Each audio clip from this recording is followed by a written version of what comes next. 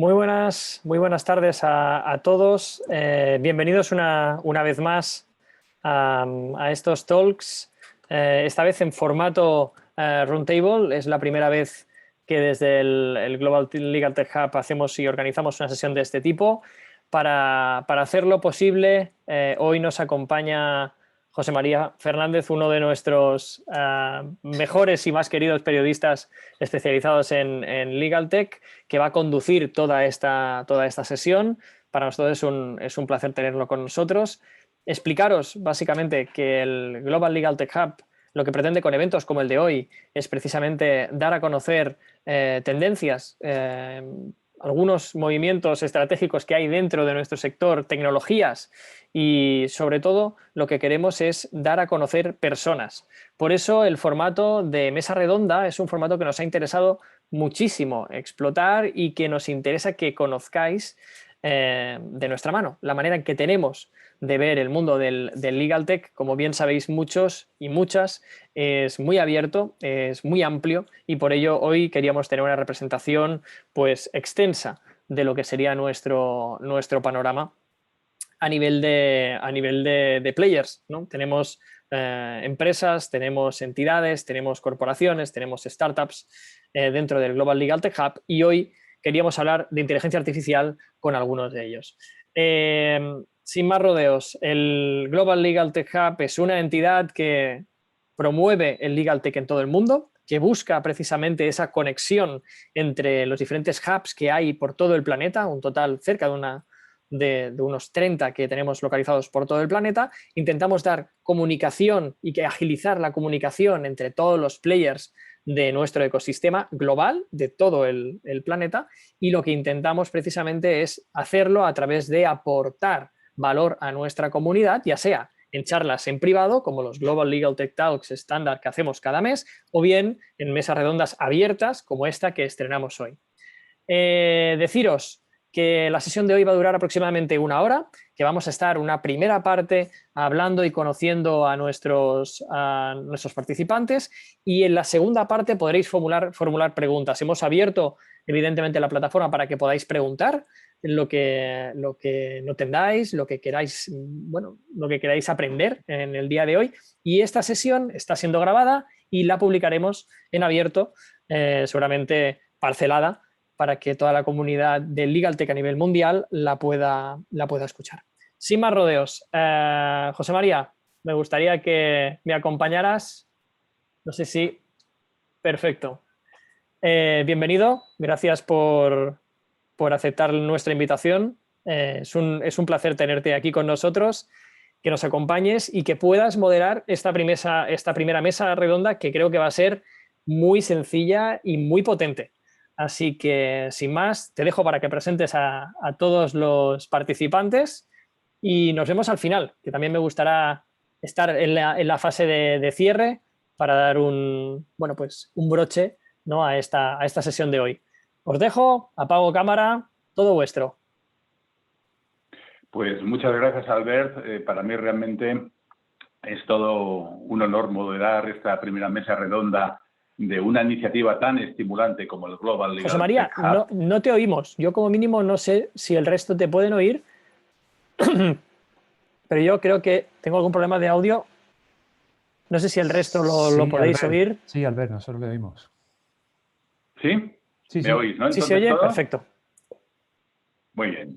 Pues eso, decía que es todo un honor presentar esta primera mesa redonda, que realmente yo creo que va a abordar un tema realmente muy importante, como es el aprovechamiento de la inteligencia artificial en los servicios legales, en general para los juristas, sus limitaciones, sus paradigmas, cómo aprovechar esos beneficios para ser más eficiente y, por lo tanto, más competitivo en la prestación de servicios jurídicos.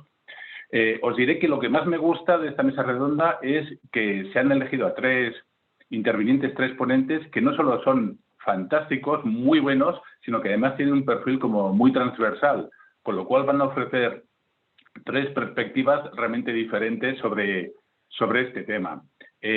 Vamos a intentar, y creo que lo vamos a conseguir, ser muy prácticos. Vamos a intentar aterrizar esos temas que a veces se quedan en la estratosfera sin concretarse. Y bueno, yo nada más creo que voy a dar paso y a medida que os mencione, si os parece, vais entrando en el escenario virtual. Tenemos a Miquel Montero, que es fundador de Atomian y a veces el CTO de esta tecnológica. Tenemos a Ignacio Beneham, socio del área procesal de la firma legal DWF RCD, y también a Eduardo Galocha, que es el responsable jurídico de nuevos negocios digitales en Signe Block. ¿Cómo estáis, chicos? Yo creo que lo vamos a pasar muy bien, ¿verdad? ¿Qué tal? Buenas tardes. Fantásticamente, María, como siempre. Muy bien. Y un saludo a la audiencia, por supuesto. Claro que sí.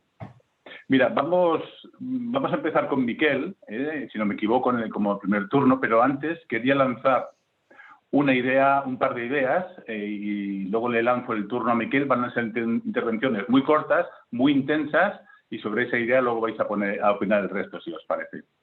Una frase, la lanzo. Una frase que además forma parte de las tendencias para 2021 que publicó recientemente nuestro amigo Richard Tromans, de Artificial Lawyer. La tecnología legal y la inteligencia artificial no reemplazarán a los abogados, pero los abogados que aprovechen estas herramientas reemplazarán a los que no lo hagan. Bueno, yo creo que sí que abordarás, Miquel, esta idea más adelante, estoy seguro.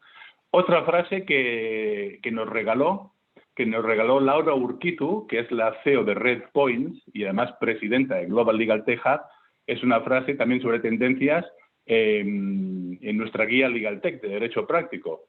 Laura dijo, dejadme que lo lea directamente: la industria Legal Tech se encuentra delante de una oportunidad brillante para incorporar la tecnología y la inteligencia artificial y sustituir trabajos de poco valor añadido, dando así tiempo a los profesionales del sector a focalizarse en las tareas más importantes. Esto es una idea que se repite constantemente y que a la vez yo creo que constituye un reto. Y ya termino para presentar directamente a Miquel con las cifras del último estudio de innovación del Lefebvre.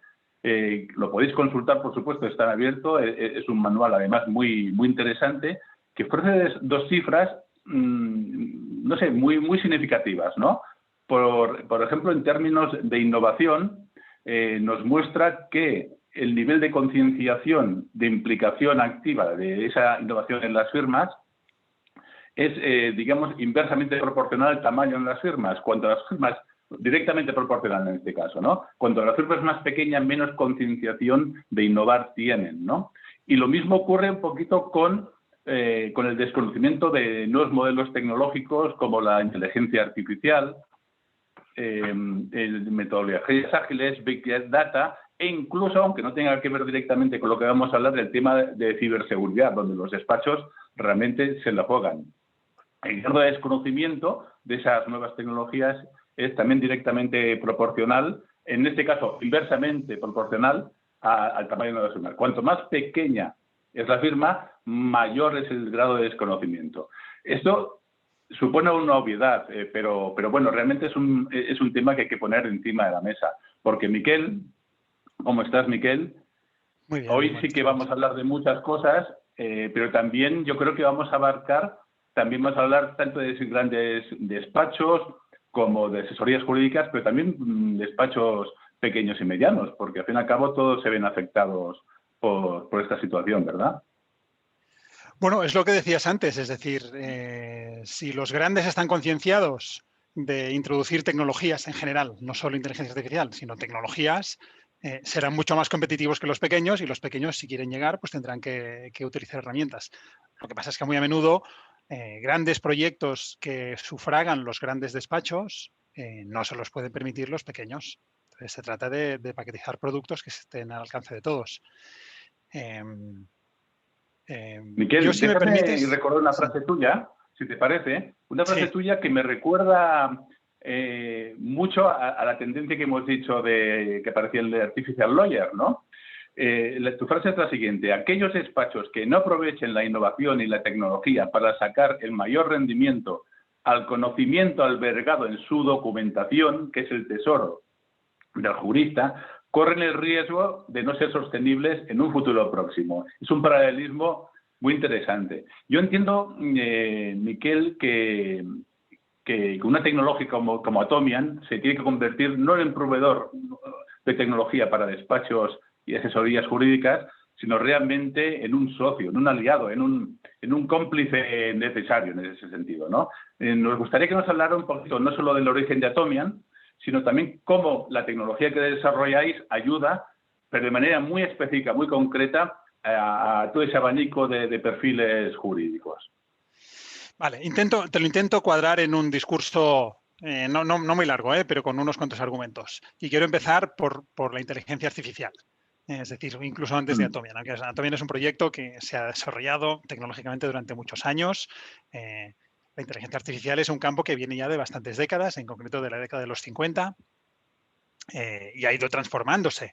Te diría que hoy, bajo el paraguas de inteligencia artificial, estamos agrupando cualquier forma de innovación algorítmica. Y esto es muy peligroso, porque somos muy buenos los ingenieros para disimular lo que aún no sabe hacer la inteligencia artificial, y a muchas cosas que a priori no son inteligencia artificial, llamarles como tal por motivos de marketing. Es decir, no todo lo que es está, ni todo lo que está es. Esto es peligroso. Dentro de la inteligencia artificial, además, es un sector que aún es muy joven, a pesar de las décadas. Ha pasado muchísimos winters, que le llaman, inviernos, o sea, épocas en las que no había innovación y no había foco prácticamente. Hay muchísimas escuelas, hay muchísimas formas de hacer. El origen de Atomian está en una de las escuelas de inteligencia artificial, que era la escuela de Princeton, de Carnegie Mellon, pero no la de Stanford, que hoy es la que es mayoritaria porque está muy asociada con Google, y Google salió de Stanford, de hecho. Pero es una tecnología que sí que nació de una forma muy autocentrada, muy pura, no tenía aplicación. Entonces, cuando tuvimos una primera implementación de la tecnología, es decir, de todo aquel trabajo prácticamente científico que habíamos hecho, hubimos hecho una primera implementación, simplemente salimos a correr mundo para ver cómo las empresas podían aprovechar esta tecnología. Y de ahí salieron lo que hoy son las principales aplicaciones de nuestra tecnología. No los productos, las aplicaciones de nuestra tecnología. Ahora, luego hablaré de ellas. Pero sí que es cierto, al hilo de lo que decías, que de escuchar literalmente a muchos cientos de empresas de todo tipo, también despachos de abogados y empresas relacionadas con el mundo jurídico, nos hemos acostumbrado mucho a empatizar con sus necesidades para llegar a dar con soluciones y productos finales que realmente les sirvan para algo. Pasa mucho en inteligencia artificial que hay el nice to have. ¿Para qué te sirve esto? No, para nada. Pero es chulo tenerlo porque fardo con mis clientes, etcétera. No se trata de esto. Es decir, al final, inteligencia artificial para empresa es software empresarial. Y esto quiere decir que o te va a aumentar los ingresos o te va a reducir los gastos. Si no, no te sirve para nada. Entonces, nosotros tratamos de siempre de estar en uno de los dos lados de la cuenta de resultados. Es decir, o te voy a hacer aumentar los ingresos o te voy a hacer reducir los gastos. En concreto, ¿qué es lo que hemos visto nosotros sin ser yo jurista? Yo soy ingeniero informático y, por lo tanto, todo lo que sé de leyes y de la práctica jurídica, pues lo he aprendido en los últimos 3 años a base de escuchar muchísimo o de hacer mi propia interpretación como ingeniero. Y también con la ventaja de poderlo comparar con otros sectores. Como decías antes, en el mundo jurídico, el gran tesoro, el gran conocimiento, está en los documentos. Y son documentos que no son fáciles. En toda la industria del software existen dos tendencias contrapuestas. Y siempre suele ganar la primera. Es, yo, por favor, intenta ponerme esto en una plantilla, para que yo lo pueda meter en una base de datos. Pero claro, ¿cómo vas a meter tú, yo qué sé, una demanda en una plantilla con todos los matices del lenguaje? Sería una plantilla infinita. Para la práctica jurídica es inviable intentar parametrizar en formularios y en plantillas todo el conocimiento que tú quieres insertar en cada documento, en cada proceso, en cada paso que tú estás dando. Entonces, está en la otra corriente, es por qué no hacemos máquinas que entiendan cuáles son estos documentos. Pero ahí está la limitación que muchas veces los ingenieros de IA ocultamos muy convenientemente, y que es uno de los grandes techos de cristal que ha roto Atomian, que es cómo se llega a leer un documento, cómo se interpreta un documento. Esto es lo que hace Atomian sobre todo. Atomian es capaz de interpretar el significado de un texto. Es decir, no tanto como un OCR, que tú le pasas el escáner y te dice aquí está el tal, aquí está el cual, porque tiene ya plantillas sobre un documento, sino leer el texto y entender cuál es el significado. Cosa que es crucial para poder extraer y categorizar y formular todo el conocimiento que alberga un documento jurídico. Muchas veces en inteligencia artificial se habla de analytics, porque es lo que está más de moda ahora, y es una cosa que está saliendo bien. Las grandes proveedoras tecnológicas están proporcionando sus frameworks para poder trabajar en analytics, etc. Y muchas veces, incluso en el mundo jurídico, se habla de que, ostras, sí, vamos a hacer proyectos de analytics, vamos a hacer, pero un proyecto de analytics con muchísimo cuidado. Es decir, hoy el 80% de los proyectos de analytics están fallando, creo que es la cifra. Tengo mi director de marketing por ahí, no sé si me lo podrá decir, pero es un porcentaje altísimo de proyectos de analytics que llegan o a ninguna conclusión relevante o se abandonan por exceso de costes, etcétera, etcétera. ¿Qué está pasando aquí? Que hay una serie de pasos previos que se tienen que implementar hasta llegar al Analytics. Y no quiere decir que esos pasos no sean rentables. Al contrario, son muy rentables, incluso mucho más que el propio proyecto de Analytics. Por ejemplo, mi interpretación de lo que está pasando en la práctica jurídica y por lo que escucho yo recurrentemente a juristas y abogados. La frase es: pierdo una media de 3 horas diarias leyendo documentos y rellenando formularios de mi gestor de expedientes, por ejemplo, ¿no? Pues estas 3 horas, si tú tuvieras una máquina que fuera capaz, como decía yo, una de las aplicaciones de Atomian, de leer los documentos, te va a ahorrar 3 horas al día. 3 horas las puedes dedicar a lo que quieras. Te puedes ir de paseo o puedes realmente aportar más valor para tu cliente o puedes incluso disponer de más, y este es el siguiente paso, disponer de más documentos para tú poder empezar a hacer un trabajo basado en datos. Ese es el siguiente gran cambio de paradigma que yo veo en la práctica jurídica. Hoy es una práctica muy heurística, muy basada en decisiones que están en tu cabeza, algo artesanal realmente, depende de la pericia del jurista, pero está poco basada en datos. La gran transformación que yo veo en la práctica jurídica en la próxima década es que se acostumbren a trabajar con decisiones basadas en datos. Pero para estas decisiones basadas en datos, previamente tienes que tener el conocimiento que está escondido y no tratable en los documentos. Entonces, cuando tú tienes unos buenos sistemas de automatización de procesos de lectura de documentos que te permiten, además del ahorro de costes obvio, de la lectura automática de los documentos, que te va a ahorrar pues, este porcentaje de tiempo tan importante, pero es que te va a permitir además tener muchísima información de muchísimos más documentos jurídicos de cualquier índole, ya estructurada y preparada para que tú adquieras o difundas en tu organización una cultura de datos.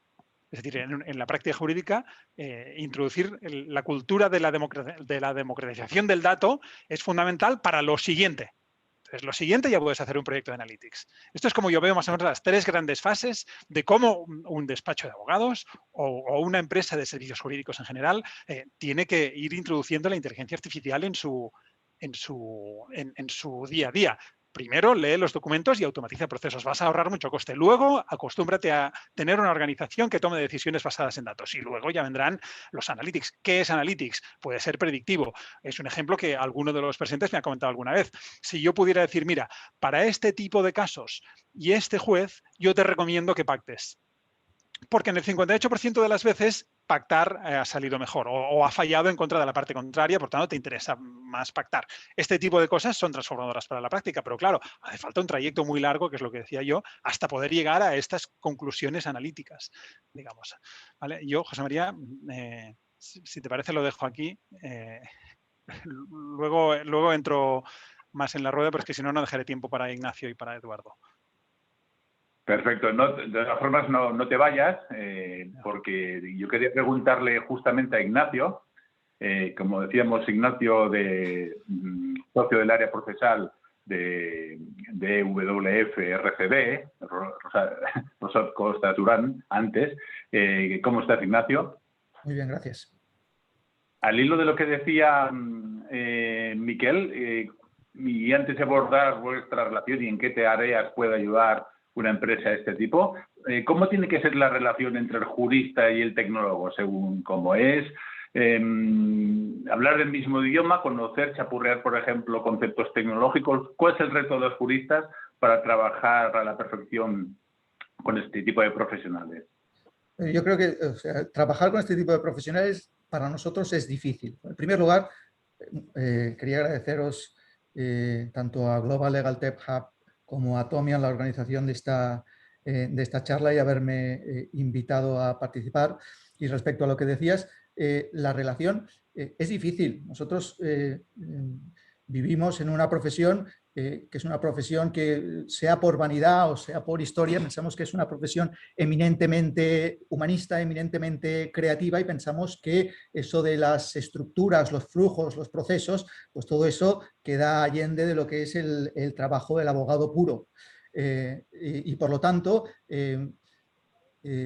trasladar nuestras necesidades a un ingeniero para que el ingeniero construya sobre esas necesidades nos es muy difícil, porque no sabemos exactamente cuáles son esas necesidades, ni sabemos cómo estructurar ese mensaje para que el ingeniero lo comprenda y pueda construir un proceso a partir de eso. Y eso creo yo que es la principal dificultad, es decir, pensar que nuestra profesión sigue siendo 100% creativa cuando no lo es. Luego volveremos, si te parece, un poco más, Ignacio, sobre qué beneficios aporta este tipo de empresas a firmas legales como la tuya. Y también le quería preguntar a Eduardo. Os recuerdo que Eduardo es responsable jurídico de nuevos negocios digitales en Signeblock. Eduardo, Miquel ha mencionado levemente un poquito antes todo el tema, me ha parecido entender, sobre lo que se llamaría justicia predictiva, ¿no? Avanzarnos un poquito, muy brevemente, en qué estado está, digamos, esas herramientas de analítica jurisprudencial predictiva, ese saber cuánto va a durar un proceso aproximadamente, o qué posibilidades hay de que un juez falle a favor de la causa que defiende un abogado. Pues yo quería, buenas tardes a todos, y quería igualmente, como ha hecho Ignacio y Miquel, agradecer al Global Legal Tech Hub y a Tommy, lógicamente, que me hayan invitado a la mesa redonda, a participar en la mesa redonda, y agradecer también a mis compañeros y a ti, José María, la participación. Pues, en principio, para avanzar, como tú dices, para avanzar una pincelada, lógicamente, a nivel llamémoslo así, de jurisprudencia o de utilización en la administración de justicia de la inteligencia artificial, de herramientas predictivas, a nivel, lógicamente, de casos de uso externos a la administración de justicia, sé que hay muchos en marcha, sé que se está estudiando. A nivel interno, ninguno, que yo sepa, a día de la fecha, y ninguno porque, esta herramienta sigue despertando cierto recelos, lógicamente, en los colectivos de jueces y magistrados, fundamentalmente, de las personas que tienen que decidir un procedimiento judicial, en cierto modo, en cierta parte, con razón, y aparte, lógicamente, porque no está reconocido en nuestra legislación el uso de estas herramientas, por supuesto, para sustituir la decisión de un juez en ningún caso, y podemos avanzar, lógicamente, y profundizar después un poco en este concepto. Y a nivel predictivo, pues igualmente ni siquiera se recoge el que haya que, sí, en el supuesto caso de que se utilizase, de que haya que comunicar al justiciable, como si se ha recogido, y me voy un poco a la parte que no es administración de justicia, sino que sería administración, digamos, más general, a nivel administrativo, sí se ha recogido en algunos reglamentos de algunas comunidades autónomas que cuando se toman decisiones sobre la base de bases de datos o de resoluciones a nivel predictivo, se tenga que comunicar al interesado en la resolución para, lógicamente, tenga conocimiento y, en todo caso, pueda pedir que se le desvele el sistema que sea utilizado. Y por último, para terminar simplemente con este punto, decir que, que nos podemos encontrar incluso a nivel predictivo, esperemos, a día de hoy en España no existe, pero podría pasar la prohibición que se estableció ya en el año 2019 en Francia del uso de la inteligencia artificial para trazar patrones de comportamiento judicial, no para analizar la jurisprudencia, pero sí para aprovecharla para trazar esos patrones, de perfilar a los jueces, digamos, y como tú decías, oye, en función de tal o cual juez, te recomiendo que pactes o que no. En principio, eso en Francia no se puede hacer al día de hoy, incluso de manera, yo pienso que de manera un poco exagerada, pero incluso está penado con penas de prisión, y en España, de momento no se ha regulado y esperemos que no sea así. Pero ya te digo, a día de hoy, a nivel interno de la Administración de Justicia, no se está llevando a cabo ningún experimento en ese sentido. Muy bien, muchas gracias. Yo quería retomar, si os parece, hemos terminado un primer bloque, vamos a abordar el segundo con Ignacio Benejam. Ignacio, vosotros en vuestra firma legal creo que conocéis en profundidad el trabajo que hace Atomian, ya que les ayudáis asesorando en sus desarrollos jurídicos, ¿no? Es por eso que antes mencionaba cómo tienen que interactuar, por un lado, los juristas y los tecnólogos. ¿Nos puedes completar, avanzando más, qué nos podrías decir, cómo puede ayudar este tipo de tecnológicas a vuestro despacho, un despacho como el vuestro, pero también a otro tipo de despachos de todo tipo? Esos retos, ¿cómo se pueden conseguir? En concreto, ¿cómo os pueden ayudar a ser más eficientes? Y ya para terminar, si estás de acuerdo con esa idea de que una empresa como Atomian, más que un proveedor, debe convertirse en un socio o en un aliado, en ese cómplice necesario que tenéis que ir siempre de la mano. Totalmente. Es decir, al final existe un gran reto que tú has mencionado al inicio, que es el de eficientar los procesos. ¿Por qué? Porque los clientes cada vez piden más ajuste de honorarios, cada vez están menos dispuestos a pagar determinados fees por trabajos que entienden que no aportan valor añadido y, por lo tanto, la forma de eficientar todo esto es eficientar tu proceso hasta llegar a la entrega del trabajo. Antes decía Miquel, a pregunta tuya, que tú le mencionabas el tema de ser socios, y mencionabas una frase suya que era la de paquetizar productos al alcance de todos. Sí, desde luego empresas como Atomian o cualquier otra dedicada al Legal Tech han de ser socios. No significa que sean socios directos, no significa que tengan que ser proveedores directos, pueden ser proveedores de servicios mayores, de plataformas mayores, tipo, pues no sé, gestoras de expedientes en los que se introducen capas de tecnología que ayuden a un conjunto muy elevado de despachos de abogados, o simplemente puede ser una colaboración despacho-empresa. Para mí, la clave es la que te digo, la de la capacidad de poder tener procesos más eficientes. Y creo que nos encaminamos hacia una abogacía de doble vía, una abogacía más ligada a procesos de volumen en los que sí o sí necesariamente tienes que aplicar capas de tecnología para hacerla eficiente, porque en eso está precisamente el secreto de su éxito. Pensemos en una Arriaga, en reclamador.com y tal. Todo eso son plataformas que, a base de industrializar su proceso y aplicar capas de tecnología, por ejemplo, en la captación de los datos que los clientes envían para la preparación de las demandas, consiguen ofrecer los precios que consiguen ofrecer y, por lo tanto, absorben una cuota amplia de mercado, y a todos los demás despachos que no están ofreciendo esas capas y que no son capaces de ofrecer esos honorarios, pues toda esa porción del pastel se la están perdiendo. Por lo tanto, herramientas como la de Atomian o cualesquiera otras de inteligencia artificial pueden ayudar a este tipo de industria legal más de volumen.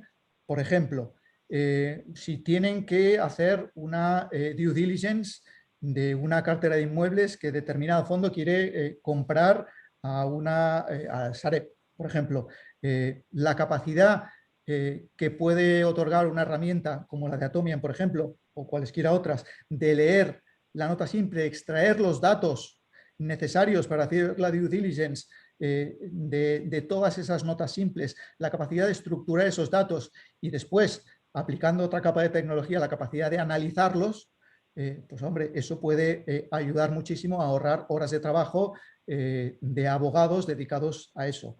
O algo tan útil como leer las notificaciones judiciales. A mí, personalmente, si no me llegan 100 notificaciones judiciales al día, no me llega ninguna. Pues todo eso son horas de trabajo delante del ordenador haciendo, por ejemplo, algo tan absurdo como es el dispatching a las personas de mi equipo. Me llega una notificación y resulta que el procurador no pone en copia a la gente de mi equipo encargada de ese asunto y tengo que ser yo el que reenvíe esa notificación. Pues si todo eso lo podemos eficientar, si la persona que recibe esa notificación es capaz de aplicar una tecnología que le ayude a clasificar ese documento, incorporarlo al expediente, que esa tecnología le ayude a determinar si existe o no existe algún plazo legal asociado a esa notificación y que te ayude a agendarlo.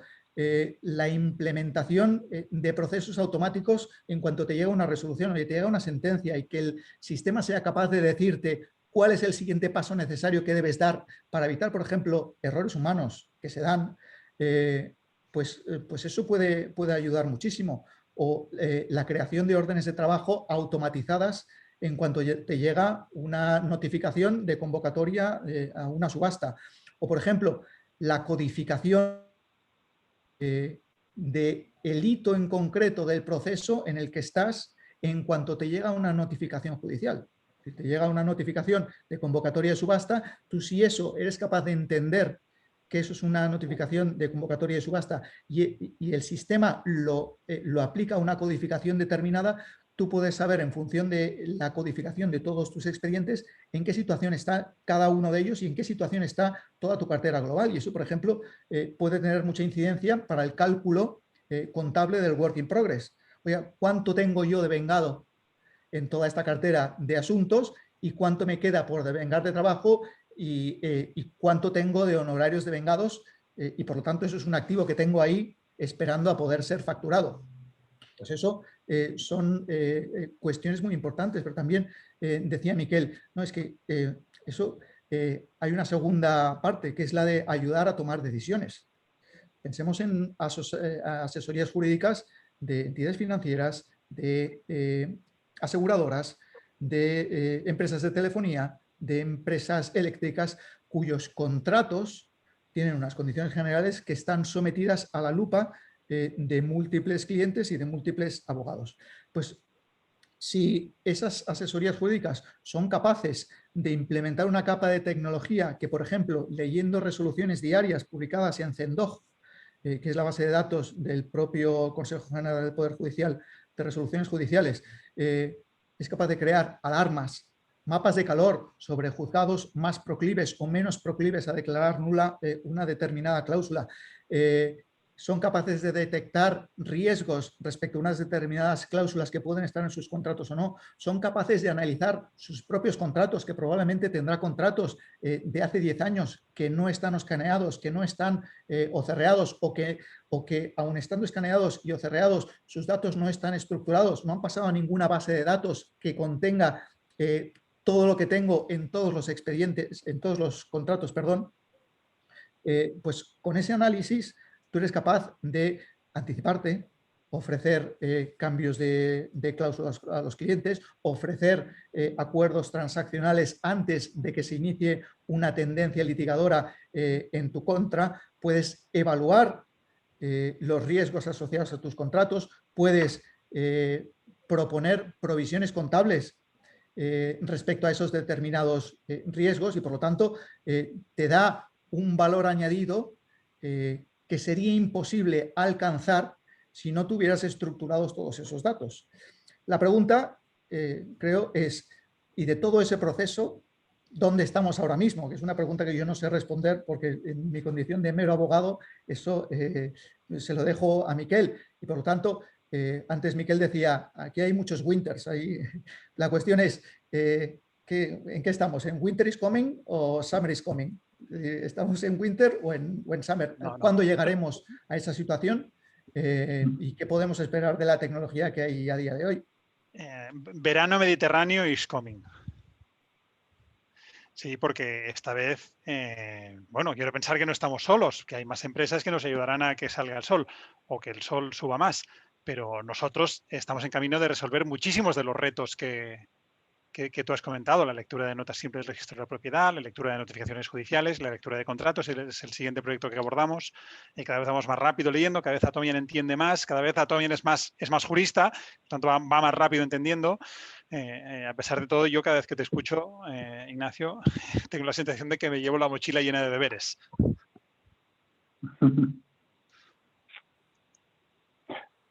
En todo caso, Miquel, al hilo que decía Ignacio, oye, antes de nada, Ignacio, te agradecemos muchísimo los ejemplos sobre tareas que has enunciado. Eso ilustra mucho sobre en qué tipo de tareas beneficia el uso de la inteligencia artificial o de la tecnología en general. Miquel, una cosa, sobre esto mismo. Ignacio ha enumerado ese tipo de tareas, pero no siempre se emplea la inteligencia artificial. Y a veces se emplea la inteligencia artificial de una manera como muy epidérmica. De hecho, muchas veces pienso que estamos simplemente rascando en el sector legal todas las posibilidades de la inteligencia artificial. Luego está el tema de las notificaciones procesales a través de la automatización robótica de procesos, que además han salido una serie de asistentes últimamente junto al que dispone Atomian muy interesantes, ¿no? ¿Y en qué tipo de tareas realmente interviene a fondo la inteligencia artificial? Por ejemplo, en temas de due diligence, ¿no? Es decir, hay varias capas. Inteligencia artificial piensa que son muchísimas cosas, como decía al principio, pero muchísimas. Hoy leía que están haciéndose avances en la composición musical mediante inteligencia artificial. O sea, para que veas, y terrenos tan dispares como leer un documento legal y componer una melodía. Todo esto es inteligencia artificial. Entonces, para ir por pasos, yo creo que en la lectura de documentos, Atomian ha dado con algo. Es decir, veníamos de una tecnología muy, como decía, muy centrada, algo naif en las aplicaciones, porque, bueno, todas saldrán, sí, ya, ¿podéis hacer esto? Sí, ¿podéis hacer aquello otro? Sí, y nos planteaban decenas de cosas. Pero luego cuando empezamos a trabajar específicamente en aprender, en enseñar a Atomian a que leyera documentos y extrajera datos clave, no solo datos clave, sino conceptos clave, que no tienen que ser una palabra clave, sino un concepto que emana de un significado. Ahí cuando vimos que éramos muy potentes, nos centramos muchísimo. Y creo que esto es un buen primer paso. Y no quiero alejarme mucho más, hay muchísimas aplicaciones. Alguien comentaba que le inspira poca confianza, sé que luego habrá turno de palabras, pero el que le inspira poca confianza un algoritmo en frente de la integridad de un juez. No, si no se trata de sustituir al juez, y al contrario, se trata de saber anticipar qué es lo que va a suceder en este proceso en función de N parámetros, algo en lo que la inteligencia artificial es muy buena. Pero insisto, primero hay que plantearse como mínimo dos fases, la fase de lectura del documento y luego la fase de introducir una cultura de decisión basada en datos y en conocimiento. Entonces vienen luego los analíticos. Yo tengo una pregunta, no sé si te voy a romper mucho el guión, José María, pero Eduardo ha comentado que en Francia se ha prohibido la analítica predictiva de la actitud de un tribunal.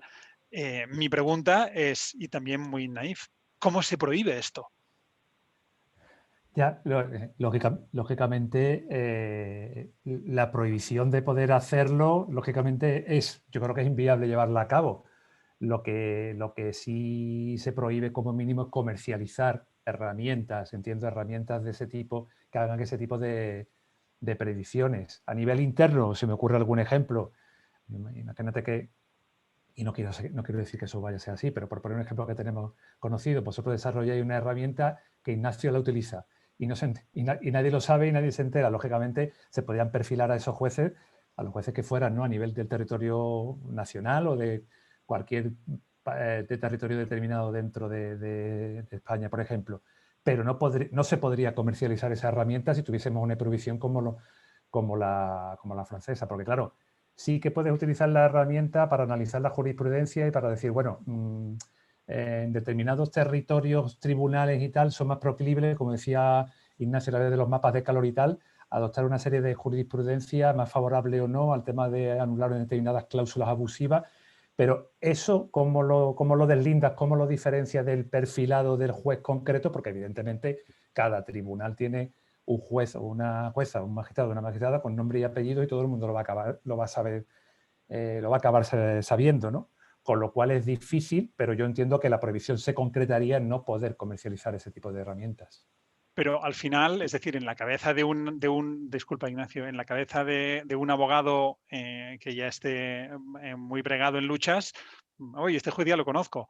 Sí. Es hacer el mismo proceso. Este juez siempre falla en este sentido, por lo tanto intentemos pactar, por decir Sí, el algo. mismo proceso, Miquel, y aquí yo creo que Ignacio estará de acuerdo, el mismo proceso incluso de la inteligencia artificial predictiva, o en este caso, perdón, la predictiva, la decisional, cuando decimos, bueno, que no queremos que se sustituya al juez porque el algoritmo va a acabar, aparte de otras muchas problemáticas que podríamos analizar, va a acabar estandarizando aún más la jurisprudencia, las decisiones judiciales, es el juez que se salga digamos, de la línea marcada, incluso se va a ver un poco señalado, va a tener que dar más explicaciones de por qué se aparta. Bueno, a día de hoy esa estandarización en cierto modo existe, porque lógicamente los jueces y tribunales, aunque no están obligados, pero bueno, al final siguen la jurisprudencia de los llamados tribunales superiores, ¿no? Audiencias provinciales, Tribunal Supremo, con lo cual al final esa estandarización también existe, aunque te puedes salir de ese carril. Lo único que sí puede pasar que ese tipo de herramienta la haga más evidente, ¿no? Y la haga que la conozca más gente y que el juez, en este caso, por decirle el juez, la persona que resuelve, pueda quedar más expuesta. Pero bueno, al final, igual que en materia de, y no me quiero extender mucho más, en materia de sesgos, el algoritmo puede estar sesgado, pero evidentemente el juez como persona que también tiene sus sesgos.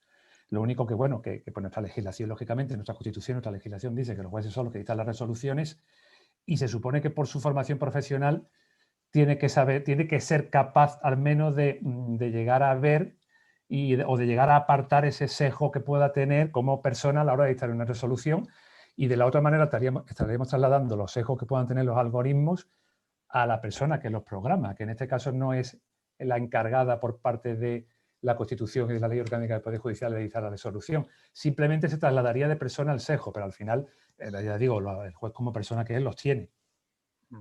Mi conclusión es que Atomian Francia tendrá que ponerse el parche pirata para vender.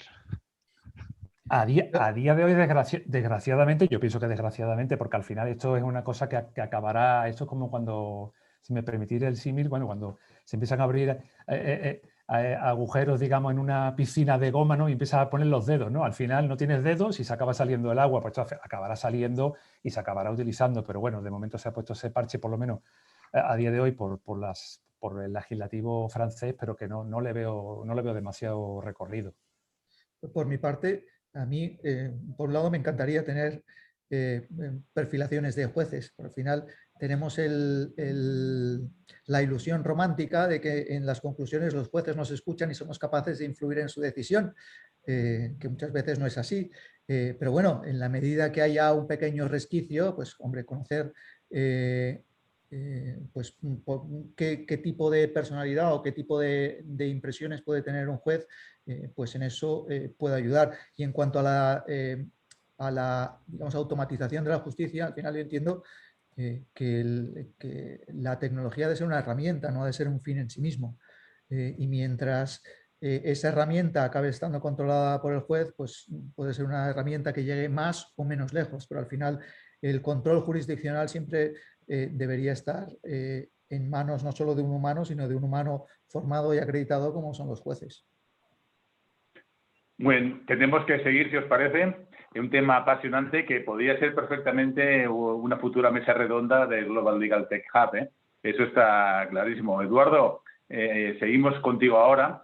Simplemente recordaros que ya existen herramientas, como sabéis, Jurimetría, VLEX Analytics, Tirant Analytics, a través de la cual el abogado puede tener una serie de datos acerca de las posibilidades.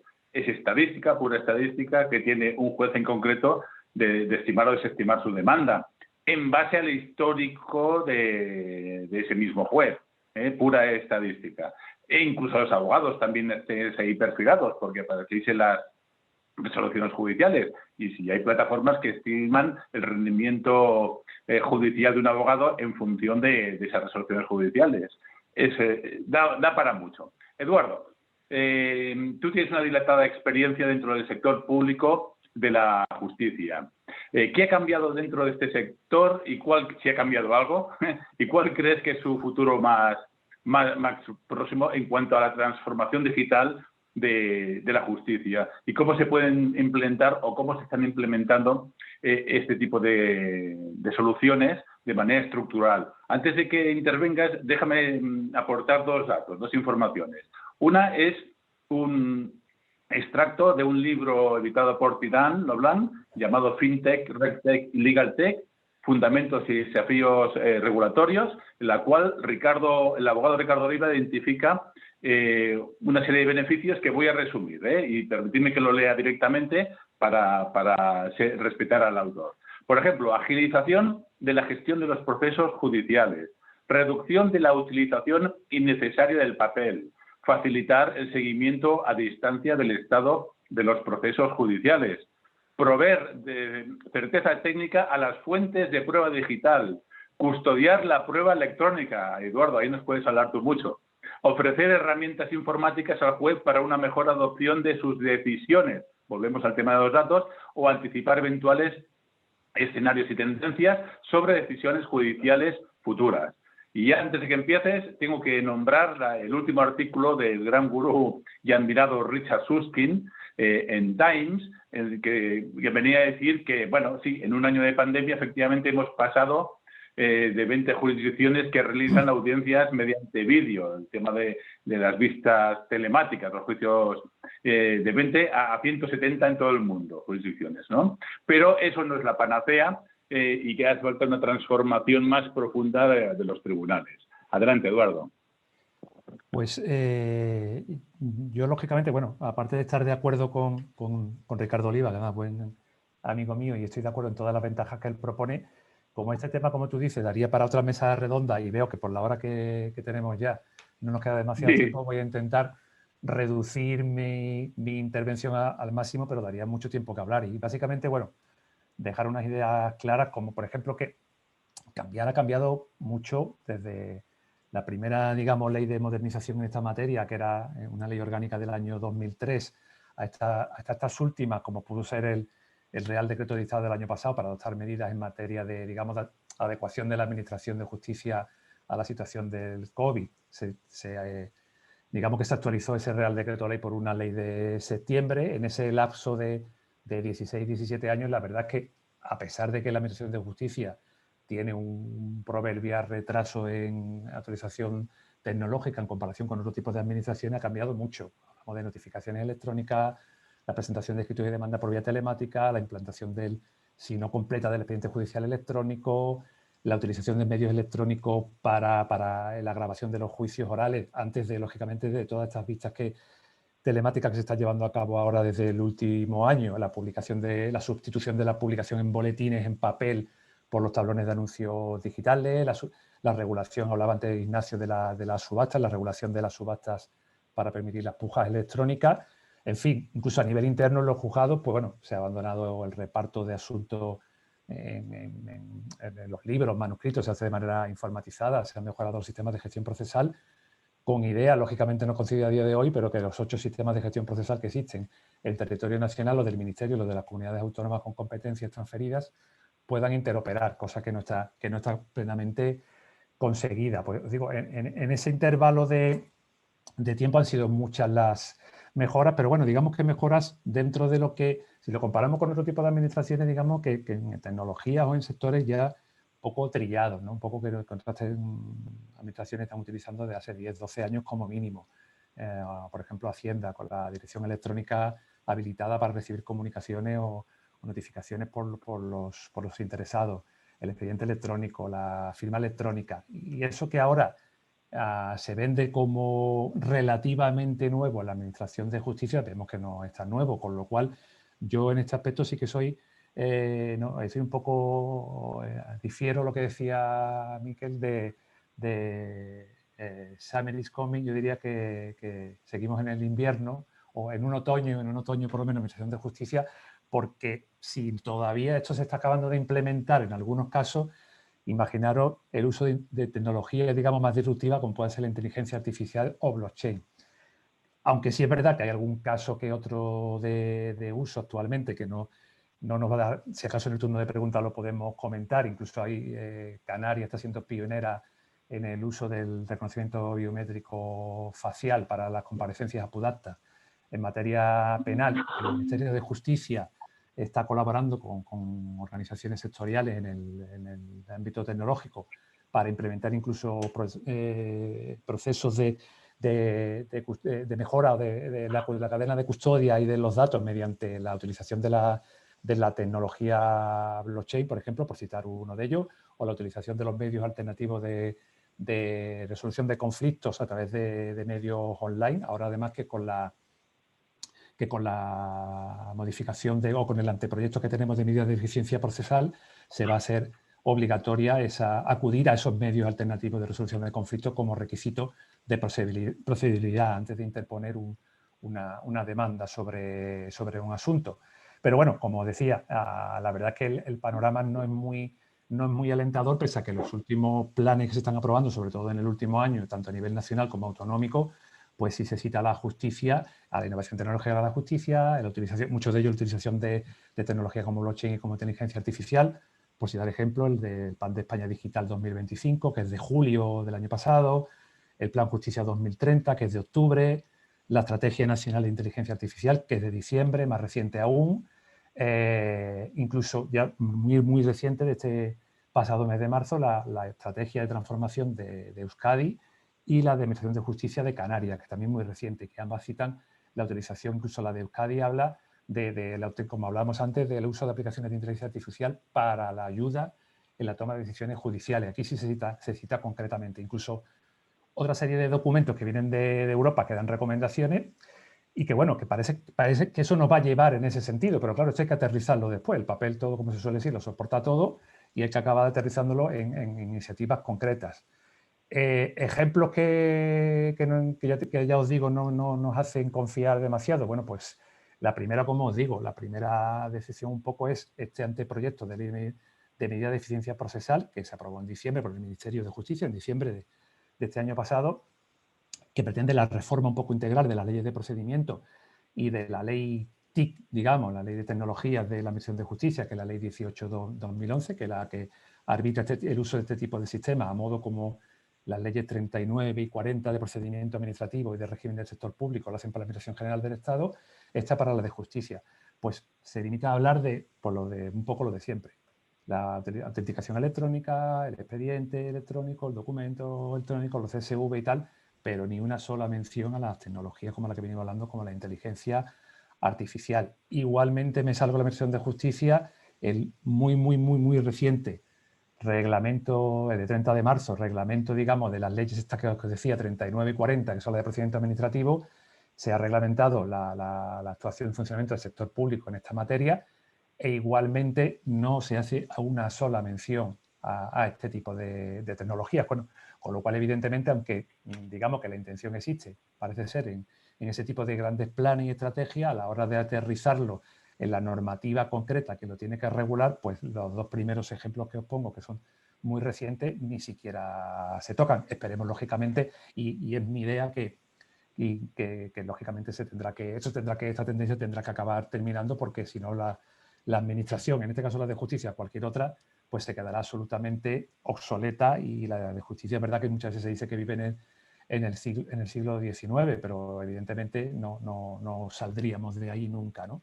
Y por terminar, simplemente, yo por lo menos identificaría donde sí creo que tiene aplicación las herramientas de inteligencia artificial en la Administración de Justicia, lo identificaría en tres ámbitos, digamos, tres supuestos, que sería la simplificación de los procedimientos. Harían falta reformas procesales, pero bueno, como decíamos antes, ¿no? A través de la automatización de actuaciones procesales, mediante la utilización sobre todo de los RPA, como hablaba Ignacio, por ejemplo, ¿no? Procesamiento de formulario, la entrada de datos, el establecimiento de fechas, el envío masivo de notificaciones a los ciudadanos, la clasificación de documentos judiciales, incluso a la hora de priorizar un procedimiento u otro, con independencia, y bueno, podemos entrar después de los posibles problemas regulatorios que esto pueda dar, incluso choque con la normativa de protección de datos. Otro ámbito sería el de utilización de estas herramientas para, como hablábamos antes, facilitar la decisión jurisdiccional, sobre todo en la litigación masiva, las de más escasa complejidad, llamémoslo así, por ejemplo, los monitorios, la ejecución forzosa de mineraria, el tema de cláusulas abusivas, como decíamos antes, la contratación bancaria, que sería herramientas que podrían ayudar al juez, como a través de bases de datos de resoluciones sobre estas materias o incluso a la hora de ejecuciones de mejora de la averiguación patrimonial, de la investigación patrimonial de bienes del ejecutado, que se podría extender mucho más lógicamente, ¿no? Incluso a la hora de valorar la prueba tanto la documental o incluso a través de la detección de patrones de voz, de la prueba de una prueba testifical, ¿no? o una prueba de un interrogatorio de parte. Y por último, y así aquí como hemos hablado antes un poco, no abundaré mucho más, la inteligencia artificial decisional, ¿no? A la que sustituya a los jueces y magistrados o al letrado de la Administración de Justicia en este caso, en su ámbito de competencia, sobre todo en materia de ejecución, a la hora de dictar resoluciones, que como decíamos, plantea bastantes problemas y a día de hoy, lógicamente, en mi opinión, con la legislación que tenemos, lógicamente, pues no se podría hacer porque habría que acabar atribuyendo la condición, en este caso, de jueces de magistrados a una máquina o a ese algoritmo y, evidentemente, a día de hoy no podemos. Lógicamente, bueno, se están utilizando otra serie de herramientas, de estándares para ver si son adecuadas o no, pero ya os digo, solo a nivel de un poco de casos de uso, de prueba o de sandbox, por llamarla así, este tipo de herramientas se están utilizando otro tipo de estándares, incluso la Carta Ética de la Comisión de Justicia del Consejo de Europa, pero por no extenderme mucho más y no llevarme mucho más tiempo, pues lo dejamos ese caso para la fase de preguntas. Pues muchas gracias por tu brevedad, Eduardo.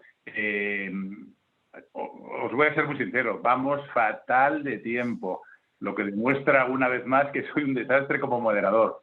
Ahora vamos a dejar vuestras conclusiones finales de un minuto, justamente para el final del evento, como un colofón muy chulo, porque lo que me apetece muchísimo ahora es que nos lleguen preguntas de los asistentes, porque estaba echando un vistazo y realmente, vamos, tenemos un lujazo de asistentes. La mesa es un privilegio, pero los asistentes son una maravilla. Organización, ¿podéis formular alguna pregunta de los asistentes? ¿Hay alguna? Tenemos unas cuantas preguntas y muy interesantes. Nos han hecho llegar algunas también respuestas.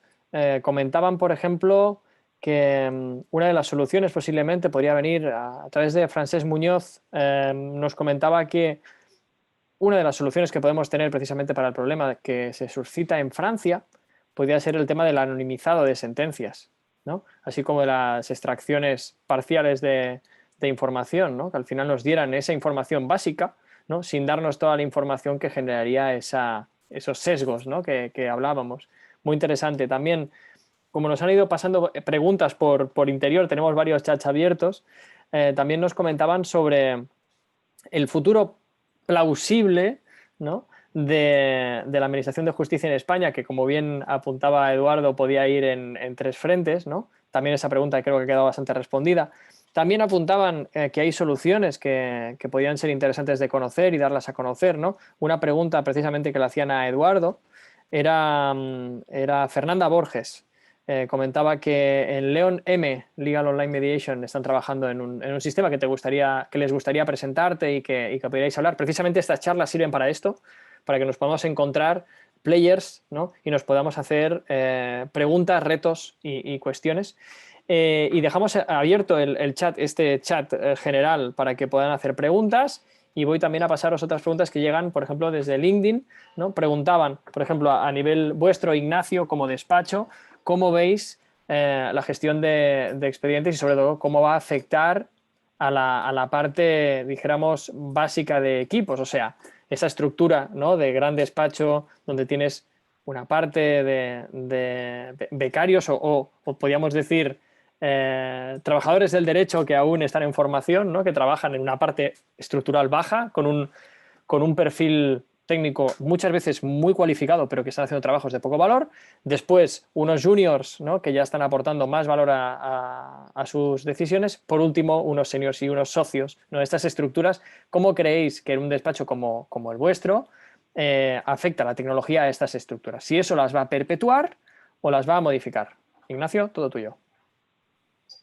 Bueno, yo tengo una visión algo pesimista al respecto. Yo creo que las va a modificar Y digo que es pesimista, no porque esté en contra del cambio, sino porque creo que el cambio no favorecerá a los más jóvenes. Yo creo que nos encaminamos a una abogacía de dos velocidades.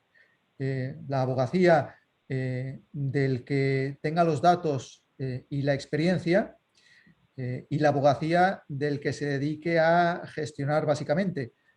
Con lo cual, las carreras profesionales de uno y otro tendrán un techo muy distinto. Porque claro, el que gestiona los procedimientos masivos, a ese es mucho más difícil crear callo en el sentido de enfrentarse a retos jurídicos, a problemáticas, a la capacidad de, después de haber visto muchos asuntos, de proponer alternativas, de ver dónde están los riesgos, todo eso, el abogado que se dedica a gestionar sistemas masivos de, por ejemplo, de litigios, pues le es mucho más difícil alcanzar esos skills que al final son los que se valoran en las capas altas de la abogacía, y por lo tanto le será mucho más difícil alcanzarlas. Y yo, esa es mi visión. Yo creo que es una mala noticia para los que empiezan, y creo que el remedio es formar no tanto en conocimiento jurídico, que también evidentemente, pero sobre todo en skills y en capacidad de pensar, en capacidad de analizar, en capacidad de resolver problemas, porque esos serán los elementos que darán valor añadido al trabajo de cada uno de los abogados. Sin lugar a duda, una de las respuestas yo creo que más justificadas ¿no? de todas las que vamos a tener hoy. Evidentemente, la tecnología puede tener siempre dos caras, ¿no? Tenemos que ver cuál de ellas acaba cayendo, ¿no? De qué cara cae la moneda, ¿no? Pero tiene mucha pinta de que esta puede ser una de las tendencias clave. Comentaba Ignacio Fernández, el modelo francés me inspira más confianza. Lo siento, comercializar con estos productos va a ser dañino, según mi leal saber y entender. Claro, aquí creo que Miquel, por alusiones, creo que tienes una réplica. Hagámosla concreta porque así vamos a generar debate, ¿vale? Muchas gracias. Sí, no, yo estoy de acuerdo, y lo que sirve para abogados probablemente sirva para médicos también. No sabemos en un futuro a muy largo plazo las siguientes generaciones cómo van a pensar al respecto. A lo mejor pasa al revés, nadie se atreve a que le juzgue una persona, prefieren que le juzgue una máquina. No se puede saber. Pero en todo caso, nosotros somos la generación que somos y es cierto que no podemos apostar por sustituir personas en el tramo de la decisión, sí en el tramo de la automatización. Es decir, yo entiendo que leer una notificación judicial para saber cuál es el hito que expresa y poderlo codificar en un software de gestión de expedientes no tiene ninguna cualificación. Si lo pudiera hacer una máquina, obviamente con el proceso de entrenamiento y certificación de la solución, algo por lo que nosotros hemos pasado, adecuados, pues no le veo una gran esto, pero de nuevo estamos en lo mismo. Inteligencia artificial son muchas cosas. Se trata de empezar por las que menos valor aportan, pero más costes generan. Y luego el futuro dirá sobre la capa de las decisiones. Ahora, no tanto para un juez, pero para un abogado, el poder tomar decisiones basadas en datos, no que la máquina tome sus decisiones, sino que el abogado tome decisiones basadas en datos. Eso yo creo que sí que está a la vuelta de la esquina. Y aún no es dejar la decisión en manos de la máquina. Sin lugar a dudas. Teníamos también manos levantadas. Si me permites, Albert, yo simplemente apuntar claro. A lo que dice Miquel, yo incluso iría un paso más allá. Yo sí dejaría en según qué caso y según qué procedimientos en manos de la máquina tomar la decisión. Pensemos, como yo me refería antes, a los procedimientos monitorios que todos conocemos, lo más simple de una reclamación de cantidad en el que la documentación cumple con todos los requisitos y que todos sabemos que si la parte contraria a la parte deudora no se opone, pues se cierra el procedimiento a la espera de ejecución. ¿Por qué no va a tomar la decisión una máquina si es A, B y C? Evidentemente, en otro tipo de procedimientos, lo que se deducir en otro tipo de derechos para los ciudadanos, en procedimientos de familia, lógicamente, que afecten a las personas, ahí no lo dejaría.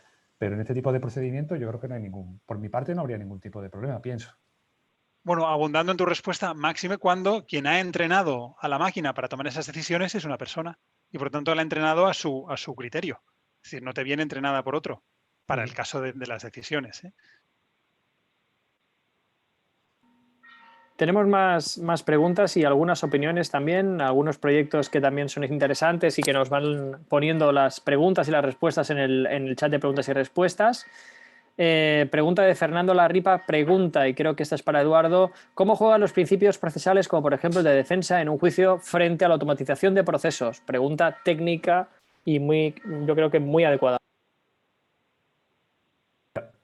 Bueno, lógicamente, como decía, la implementación de este tipo de herramientas, que sí quiero recalcar que a día de hoy no, en España al menos no funcionan, se tiene que hacer con el debido estudio y regulación, evidentemente regulación que tiene que respetar todos los principios procesales que marca la legislación, valga la redundancia, procesal. Y sobre todo si estamos hablando, incluso, bueno, no nos daría tiempo a analizar procedimiento por procedimiento, o sea, o jurisdicción por jurisdicción, mejor dicho, pero sobre todo si estamos hablando de la jurisdicción penal, muchísimo menos, que sí, aquí sí que no sería yo partidario de ninguna de las maneras de sustituir la labor decisional del juez, evidentemente, pero sí que, bueno, no habría más que entrenar a esa, como decía Miquel, entrenar a ese algoritmo, haciéndole, con ese, obligándole, digamos, a través, por entender, a través de ese entrenamiento, a respetar todos los principios procesales que marca nuestra legislación. Y por eso yo me refería antes un poco a esta, como decía, ¿no? la carta ética que aprobó a finales del año 2018 el Consejo de Europa en materia de justicia, que identificaba precisamente cinco principios principales, ¿no? Que era, bueno, el respeto a un juicio justo, a que no se discriminara a los individuos que estaban siendo juzgados, a los principios de equidad, de transparencia, de imparcialidad. Pensad que aquí estamos hablando además de principios procesales para los 47 estados que forman parte del Consejo de Europa. No estaríamos pensando solo en nuestros principios, ¿no? Pero bueno, evidentemente nuestros principios cumplen con lo determinado por el Consejo de Europa. Los principios de seguridad jurídica y de calidad en el procesamiento de estos datos judiciales de decisiones, como decía Miquel, ¿no? A ver cómo entrenamos a la máquina y qué datos son los que le facilitamos. Y que siempre se respete el principio de que queda bajo el control del usuario. ¿Qué quiere decir esto? Que garantiza que los profesionales del sistema de justicia, tanto los internos, digamos, como los externos, son capaces de revisar en cualquier momento estas decisiones judiciales y los datos que se han empleado para dar un determinado resultado, y que siempre, lógicamente, la decisión tomada, como no puede ser de otra manera, porque, bueno, pues nuestra legislación procesal garantiza que todas las resoluciones, por lo menos las que ponen fin a un procedimiento, son impugnables, porque estas decisiones tomadas por algoritmo, evidentemente, van a ser impugnables. Pero no más allá que traslada, digamos, nuestra legislación actual a las decisiones tomadas por un algoritmo. No sé si con esto más o menos contestado. A mí, si me permitís, yo creo que tenemos que distinguir entre automatizar el proceso y automatizar la decisión. Lo que aquí estamos hablando es automatizar el proceso para hacerlo más eficiente y más rápido, dotar a la Administración de Justicia de los medios necesarios para eliminar el colapso actual. Nada más. Es decir, no estamos hablando de automatizar la decisión, aunque Eduardo sí que apuntaba una serie de procedimientos en los que sería posible incluso automatizar las decisiones, porque los factores decisorios son A, B y C, y no van mucho más allá, y todos los casos son repetitivos, y si se dan A, B y C conjuntamente, pues la solución necesariamente es D. Pero incluso en esos casos, como decía Eduardo, al final siempre quedará, o siempre debería quedar, la facultad revisoria de ese criterio automatizado por parte de un juez, con lo cual los principios procesales, la tutela judicial efectiva, entiendo que se respetarían igualmente. Haremos último repaso de preguntas. José María, no sé si ves en el chat, tenemos algunos comentarios finales. Si quieres hacer alguna puntualización. No, en principio realmente el elenco de preguntas ha estado muy interesante. Yo, por la hora que, si te parece, te daría paso para que entres al escenario y asistas en directo, en un directo virtual, a las conclusiones de los ponentes. Perfecto. Sí, sobre todo porque Yo creo que nos hemos pensado que en poco tiempo podríamos hacer mucho menos de lo que hemos hecho. Ha sido muy completo, ha sido yo creo que muy interesante y se me quedan como 14 notas pendientes de abrir y que esta semana intentaré concretar con cada uno de vosotros porque me han aparecido ideas, conceptos y sobre todo también conexiones, ¿no? Porque al final cuando escuchas a otro hablar a veces te escuchas a ti mismo, ¿no? Y piensas, mira, yo había llegado a esa pregunta, pero no había llegado a esa respuesta. Así que os quería dar las gracias a todos, Eduardo, por esa visión, ¿no?, transversal de lo público y de lo privado, a Miquel desde el punto de vista de la tecnología, a Ignacio desde el corazón de la parte más procesal y bueno, de nuestra vida de abogados, ¿no? Que vivimos el día a día y esas notificaciones que no acabas de entender cómo es que a día de hoy no van donde tienen que ir, ¿no? Con toda la gente que las mira y que las procesa, ¿no? Y a José María por conducirlo. Tengo, igual que nuestros espectadores de hoy, tengo preguntas. Creo que se tienen que quedar en el cajón porque esto da para una segunda conversación. Yo creo que dentro de unos meses vamos a abrir otros paneles de inteligencia artificial dentro de muy poco. Vamos a trabajar también temas de blockchain, de machine learning, de temas de ética algorítmica. Ya lo hemos tratado dentro del Hub. Es apasionante realmente el melón que se abre, ¿no? Dentro de un nuevo sector, cómo se abren subsectores, ¿no?, con una potencia y con un sentido común impresionante. Me quedo básicamente con un par de reflexiones, ¿no? Una de Ignacio que decía, yo creo que queremos utilizar la tecnología no para tomar decisiones, sino para hacer más fluido el proceso, ¿no? Al final es eso. O sea, al final tenemos que entender la tecnología no como un final, sino como un medio. Esto lo vemos en todo el mundo, incluso en Estados Unidos. Ahora había una última nota que nos escribía Fernanda, ¿no? Y decía que en Estados Unidos el uso de la inteligencia artificial en el proceso de decisión ha resultado fallido en muchos estados, básicamente porque la base de datos con la que trabajas, la Golden Source, de donde salen todas esas conclusiones, está sesgada por años y años y años de decisiones judiciales sesgadas por unos tribunales con prejuicios muchas veces de tipo racial, de tipo cultural, ¿no? Entonces, ojo con lo que hacemos con la tecnología si no la analizamos con los ojos del jurista, ¿no? Yo creo que esa es para mí la foto y la definición de hoy.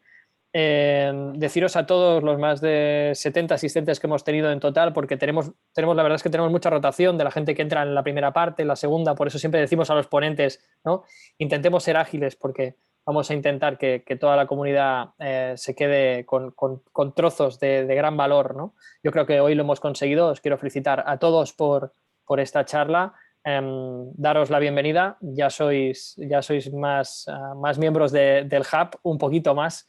También explicaros a todos los miembros y también a todos nuestros oyentes que hacemos actos como este prácticamente semanalmente en todo el mundo y que hablamos de tecnología y del sistema legal y de nuestro Legal Tech prácticamente cada día en diferentes charlas, espacios cerrados, espacios abiertos. Este es un espacio abierto.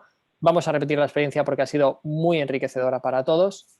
Y de nuevo, dar las gracias a nuestro socio Atomian por coorganizar esta charla, dar las gracias a José María de Derecho Práctico por haberlo moderado. Gracias, Eduardo e Ignacio, por poner vuestro tiempo, y al final es esa energía que podemos destinar cada uno de nosotros, ¿no?, a aportar valor. Y deciros que por nosotros ha sido un placer. Son las 8:15, hora de cerrar. Nos vemos en 15 días en el próximo Global Legal Tech Talks y dentro de un mes en la próxima mesa. Gracias a todos. Esperemos que nos volvamos a ver y a mí me gustaría que hubiera esa segunda parte. José María, ¿tú qué opinas? Pues eso está hecho. Y el tema lo han dejado muy calentito aquí los ponentes, desde luego. Muy bien. Polémica incluida, además. Polémica incluida. Claro que sí, como tiene que ser. Pues eso, vuestro minuto de cierre, todo vuestro. Si os parece, empecemos por Eduardo, Ignacio y ya Miquel. Vale, perfecto. Pues nada, yo igualmente agradecer la invitación al Global Legal Tech Hub y a Atomian, por supuesto. Y simplemente, bueno, pues terminar a lo mejor para dejar, José María, para dejar un poco más la polémica en el aire, no se suele decir, para la segunda parte. Por supuesto, muy proclive y muy favorable por mi parte la implementación de este tipo de herramientas de las que hemos venido hablando en la Administración de Justicia, con las consiguientes garantías y regulación. Y sobre todo, pero queda mucho camino por recorrer. Yo creo que en la administración en general, la de justicia en particular, hace falta un cambio de mentalidad, un cambio cultural, sobre todo de las personas que forman parte desde dentro, no tanto, también el profesional, digamos, los profesionales que colaboran con la justicia, abogados, procuradores y el resto, pero sobre todo desde dentro, ¿no? Y que se piense más en prestar un servicio con el ciudadano en el centro, más pensando como una empresa privada, como que presta un servicio, ¿no? Que es un servicio público que presta ese servicio. Porque es verdad que casi todas las mejoras que se han venido implementando se han hecho para mejorar la administración de justicia, pero pensando sobre todo en el funcionario, en el juez, digamos en el actor interno. Al final, lógicamente, esa mejora interna va a repercutir en la externa, pero no se acaba de pensar nunca en la necesidad real del ciudadano y en cómo este tipo de herramientas pueden ayudar sobre todo a acortar los tiempos tan brutales, porque esa es la palabra, tan brutales que normalmente con lo que se mueve la administración de justicia, muchas veces lógicamente por falta de medios, pero otras veces porque bueno, seguimos funcionando con herramientas y regulación del siglo XIX. Y lo dejo ahí, por eso tenemos un gran reto por delante. Y por mi parte, muy rápido, yo creo que la tecnología que hemos comentado pues ha llegado para quedarse. Mi conclusión a priori es que no ha llegado para eliminar al abogado, sino para ayudarle a centrarse en hacer lo que sabe, que es aportar valor añadido y hacer de abogado. Todo lo demás puede llegar a hacerlo una máquina. Y en ese proceso, quizá no estamos en verano, pero yo me quedo con que estamos por lo menos en la primavera.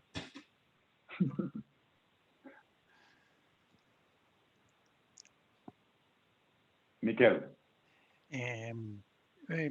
Nosotros adoramos la inteligencia artificial, somos una empresa nativa en inteligencia artificial, tenemos una tecnología que le hemos llevado siempre donde le hemos querido, nunca le hemos encontrado un techo, siempre tiene más recorrido, siempre lo hace mejor, siempre crece, siempre aprende, pero lo que más nos gusta es ver cómo esta tecnología transforma a las empresas. Los clientes que están trabajando con nosotros dicen, yo ya he transformado mis procesos y mi estructura de recursos humanos para trabajar con una herramienta como vosotros. Incluso nos dicen, no nos falléis, sino tranquilos, no tenemos ninguna intención de fallaros, hemos venido también nosotros para quedarnos. Entonces, como comentaba antes, nosotros crecimos a base de escuchar cuáles eran las necesidades. Y solo así hemos podido llegar a construir soluciones que sirven a nuestros clientes. Por lo tanto, quien tenga una necesidad que involucre la inteligencia artificial, nosotros encantados de escucharles, de recibirles, de entender su problemática y de saber plantear una solución con nuestra tecnología, si puede ser, claro. Pues dejadme terminar, si os parece, con una frase destacada que la voy a repetir, Miquel, porque es la idea que acabas de lanzar, pero yo creo que es fundamental. Y es fundamental tanto para una tecnológica como Atomian, como para una startup legal tech, incluso como una firma legal también. Y es que hay que empatizar con las necesidades del cliente para crear soluciones adaptadas al cliente. Porque al fin y al cabo, el cliente está en el centro de la ecuación. Gracias a todos por compartir tanto y tan bueno, y hasta otra ocasión. Gracias. Buenas tardes.